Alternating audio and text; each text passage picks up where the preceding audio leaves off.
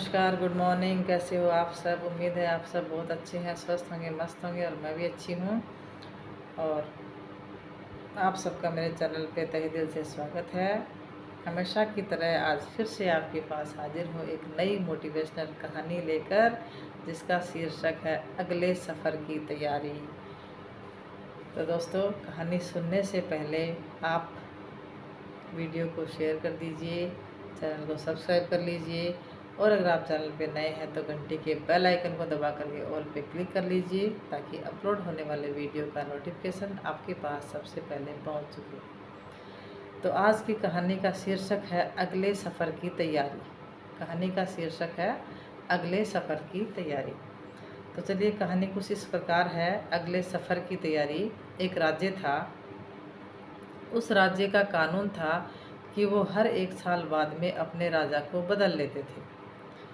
उस दिन जो भी सबसे पहले शहर में आता उसी को राजा घोषित कर दिया जाता था, और इससे पहले वाले राजा को बहुत ही खतरनाक और मीलों में फैले जंगल के बीच में छोड़कर आ जाते थे, और जहाँ पर बेचारा वह खूंखार जानवरों से अपने आप को किसी प्रकार से बचा लेता तो भूख प्यास से मर जाता। यानी हर 1 साल में उस राज्य में राजा को बदल दिया जाता था, और जो व्यक्ति सबसे पहले आता उसको राजा बनाया जाता था, और जो पहले वाला राजा होता था उसको एक सुनसान घने जंगल में छोड़ देते थे। या तो उसको जानवर खा जाते या वह भूख प्यास से मर जाता था। न जाने ऐसे कितने ही 1 साल की राजगद्दी में जो राजा जो है वो जाकर के जंगल में मर गए। एक बार राज्य में एक नौजवान युवक किसी दूसरे राज्य से आया था। इस राज्य के कानून से वो अनजान था, उसको पता नहीं था। तब सब लोगों ने आगे बढ़कर उसे बधाइयाँ दी और उसको बताया कि उसको इस राज्य का राजा मान लिया गया है, और बड़े मान सम्मान के साथ राजमहल में उसको ले जाया गया। वो हैरान भी हुआ और बहुत खुश भी हुआ। राजगद्दी पर बैठते ही उसने पूछा कि मेरे से पहले वाला जो राजा था वो कहाँ पे है।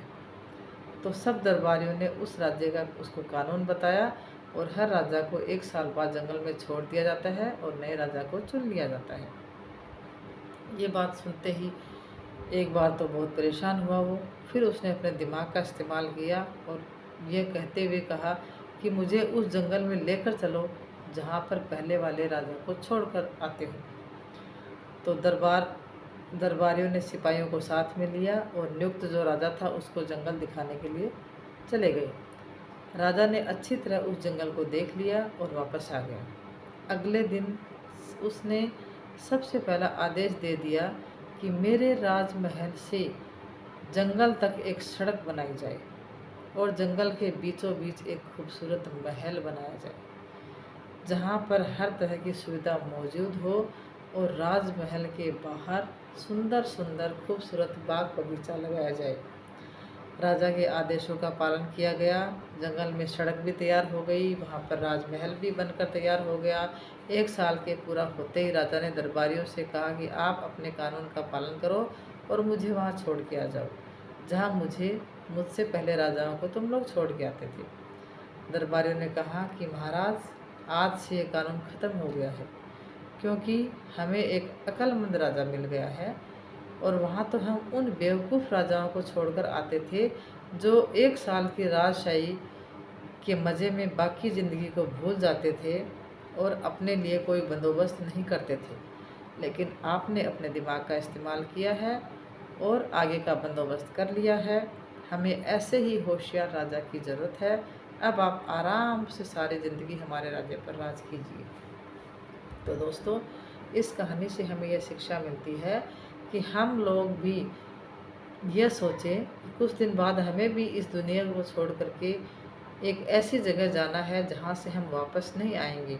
तो क्यों ना हम वक्त रहते हुए ही अच्छे कर्म करें, नेक कर्म करें, अपने परिवार के लिए, अपने देश के लिए, अपने समाज के लिए, और अगले सफ़र की हम तैयारी करके चलें, या बेवकूफ़ बनकर कुछ चंद दिनों की ज़िंदगी को जी लें, मज़े में रह लें और अपने जीवन को बर्बाद कर लें।